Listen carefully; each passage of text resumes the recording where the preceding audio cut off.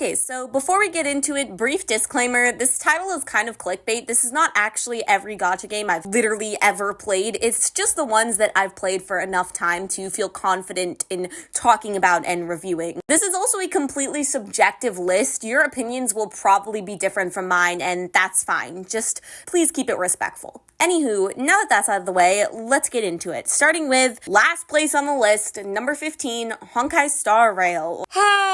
There's a lot I could say about this game, and none of it is pleasant, but for the sake of time, I'll try to keep my issues brief. Out of every gacha game I've ever played, Honkai Star Rail is the only one that offers me nothing. Genshin Impact has its stunning visuals, Honkai Impact has its story, Punishing Gray Raven has its music, but what does Honkai Star Rail have that is unique to it only, that makes it stand out from any other game on this list? The answer is nothing. The gameplay is so bland it's not even worth mentioning. Every planet is just a slightly modernized version of a region in Genshin Impact, and heck, half the cast are straight up reskins of Honkai Impact 3rd characters. Can you tell that I don't like this game? Number 14. Azur Lane is a game with a very obvious goal, and it accomplishes that goal quite well. And, well, that's about all I can say about it that's positive.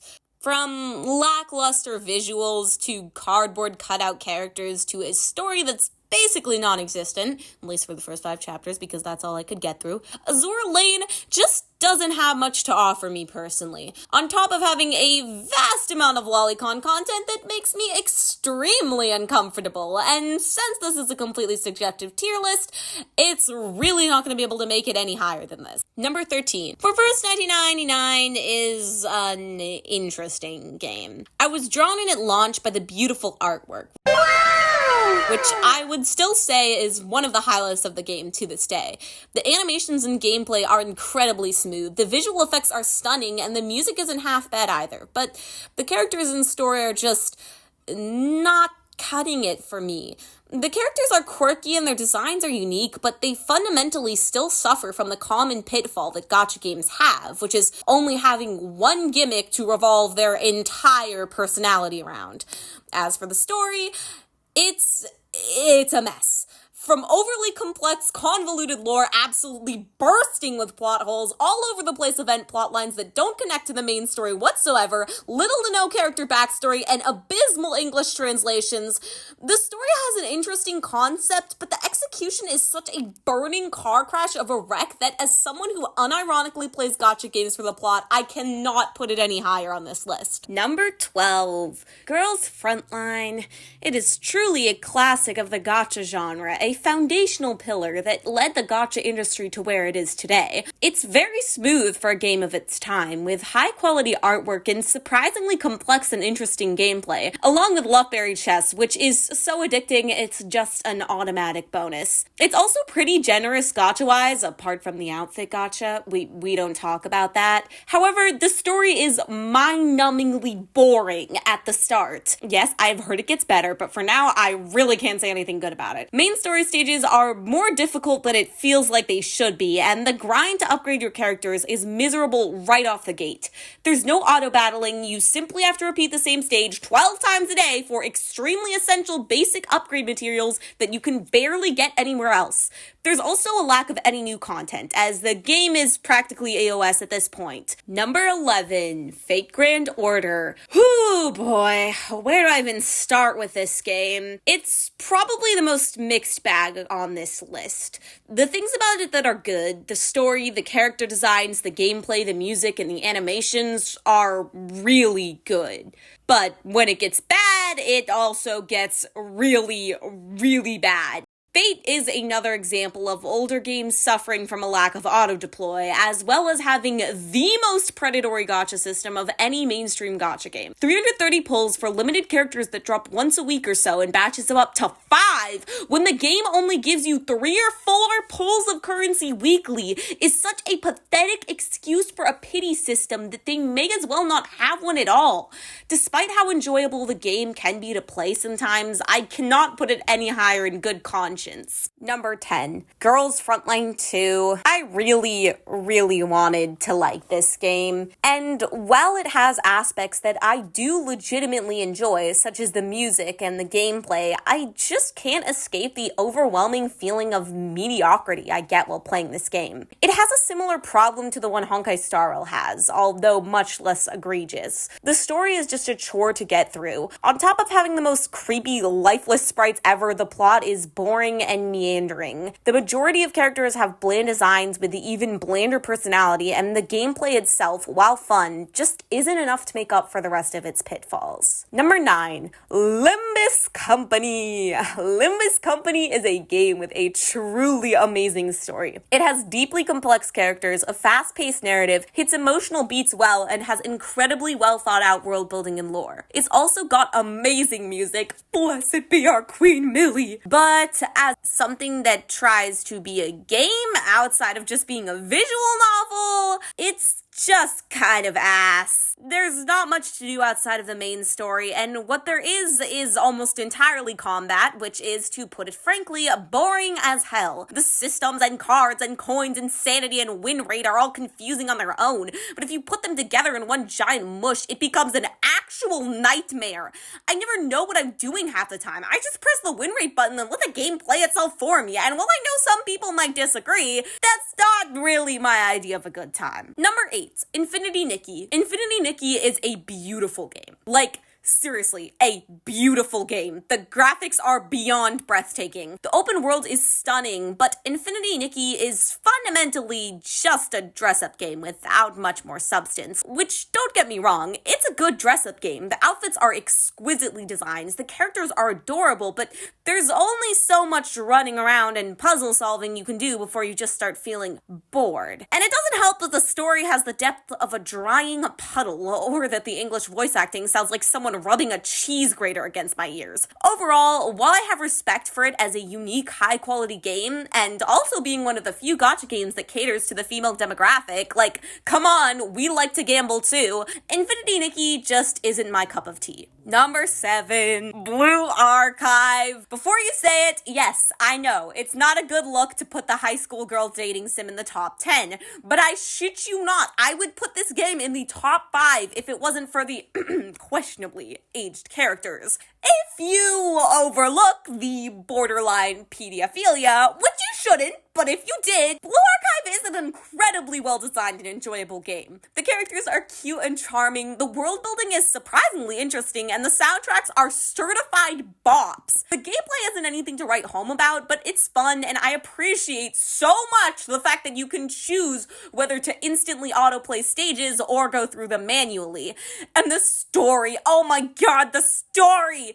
In addition to the main event stories, each character and faction has their own individual side story to flesh them out. Reading your students' texts and going on silly little side quests with them is a pure injection of dopamine. I love seeing the characters' crazy antics, adorable personalities, and the game's overall lighthearted, slice-of-life, unserious tone. It really makes you feel for each and every character, to make you love them and want to protect them as if they really were your students. I am not exaggerating when I say I would throw myself in front of a semi-truck to protect Izuna's smile. These kids are adorable! Of course, the issue being in that statement, they are kids, and Blue Archive does not always treat them as such, let alone the fan base. Number 6, Genshin Impact. Yes, I know. Why is it so high on the list, Connie? Genshin Impact sucks. The developers are ungrateful. Hoyoverse is racist. That one is awful. The resident system needs to be working. Why is there no endgame content? No artifact priestess? No.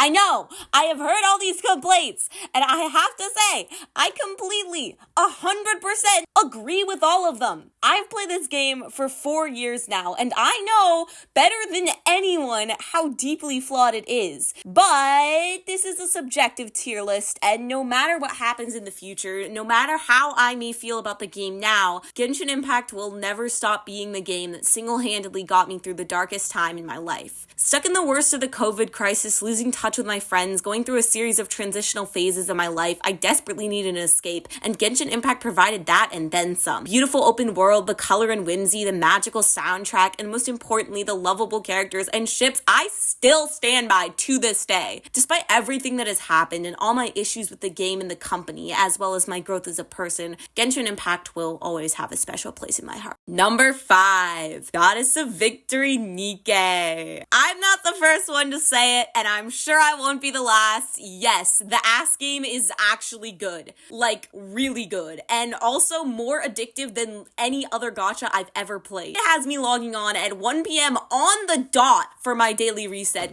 Now, let's not ignore the elephant in the room. Nikki is a very cultured game, but it does so in a way that, as opposed to Azur Lane, which I detracted points for from the same thing, feels, well, actually cultured. If Azur Lane is the 10-pound burger that makes you sick just looking at it, Nikki is the burger on the kids menu that's more reasonably sized, and you always order it instead. I don't know, maybe I'm just biased, but the fan service is just more tasteful. Nikki also puts more effort into other aspects of the game. For example, the incredibly emotional and well-written main story, complete with fully 2D animated cutscenes, the incredible music, and the different gameplay modes, including countless minigames, like, seriously, so many minigames, boss rushes, roguelike, PvP, co-op raids, and so on and so forth. Number 4, Project Sekai. Project Sekai is the most unique game on this list due to the fact that its main gameplay function is as a rhythm game rather than a gacha. You are perfectly able to play the game and all its functions without any gacha at all, but its importance makes itself known when it comes to events, in which you can compete against other players for the highest scores in shows in order to reach the highest rank possible to prove your devotion to a certain character. The easiest way to get more points being, of course, to pull for the designated high rarity, high bonus event cards. And with how well written the game's cast is, with only 20 characters, allowing each one to get their own spotlight, well, you bet your goddamn biscuits that people will be tearing at any chance they can get, myself included. Seriously though, the game does have amazing aspects, story and characters notwithstanding. It has Miku in it, which automatically reserves it a spot in the top 5, and has a catalog of hundreds of iconic Vocaloid songs to choose from. The voice actors and their covers of the songs are phenomenal, but if you prefer the classic Vocaloid song, the game offers you original versions of the songs to play as well. It's a love letter to the Vocaloid community, and if you've ever been a fan of Miku songs, I would highly recommend checking it out. And now we get to the top 3, the best, of which Wuthering Waves undoubtedly is. It is an incredible game in almost every aspect. The graphics are unreal. There are not even words to describe how gorgeous they are. The gameplay is smooth, fast-paced, and clean, so long as you're not playing on mobile, and the combat makes me feel like a goddamn anime protagonist, swiping and dodging and parrying, and the travel mechanics are also great. Grappling midair, dashing, running not costing stamina, running up walls like fucking Spider-Man, literally flying. The open world is vast and also incredibly enjoyable to explore, with puzzles that, for the most part, are actually fun and interesting. Unheard of in a gacha game, honestly. The story in the past would have knocked the game down quite a bit, but ever since the Black Shores update, it has increased drastically in quality. I will admit, Kartathea preparing to sacrifice herself got me to tear up just a little bit. And while the story isn't enough to compete with giants like FGO or Honkai Impact 3rd, it definitely has a lot of potential, and I'm excited to see where it goes. Number 2, Honkai Impact 3rd. Honkai Impact 3rd is about as close to perfect as you can get when you're a gacha game. It has one of, if not the best story of any gacha game ever, with complex, realistic, and well-written characters. Their motivations and developments as people are realistic and moving, and the story is amplified by beautifully animated cinematics, each with their own vocal songs that are absolute bops! Every character is flawlessly designed, both in terms of visuals and combat ability. Speaking of combat, Honkai Impact combat is pretty similar to Wuthering Waves, except with an arguably higher quality of animation, which makes it feel even more epic! Honkai Impact also has a ton of endgame, from its own boss rush and Abyss, to raids they remove for some fucking reason, to Elysian Realm, which is objectively the best gacha roguelike mode. It is overall a great game, definitely the best Hoyoverse has released. It's worth pushing through the slow start for, and if all this is not enough to convince you, it also has Yuri. When you have an all-female cast and a self-insert character that only appears in a few time-limited events, well, yeah, the girl's gonna be kissing. And Finally, #1, the best gacha game. I wonder who it could be. Isn't this so suspenseful? Really? Who could possibly? It's Arknights. It's fucking Arknights. Why wouldn't it be Arknights? In what weird, backwards, fucked up parallel universe world is Arknights not the best gacha game ever created? Arknights puts equal emphasis on an engaging story and engaging gameplay, so no matter which aspect of a game you value the most, you will never be disappointed. Each Arknights character is beautifully designed, with a veritable army of artists to choose from. Don't like the art style of the first character you see? Don't worry, the next 17 will all be different. You're bound to like one of them. Don't like the electronic music in the intro?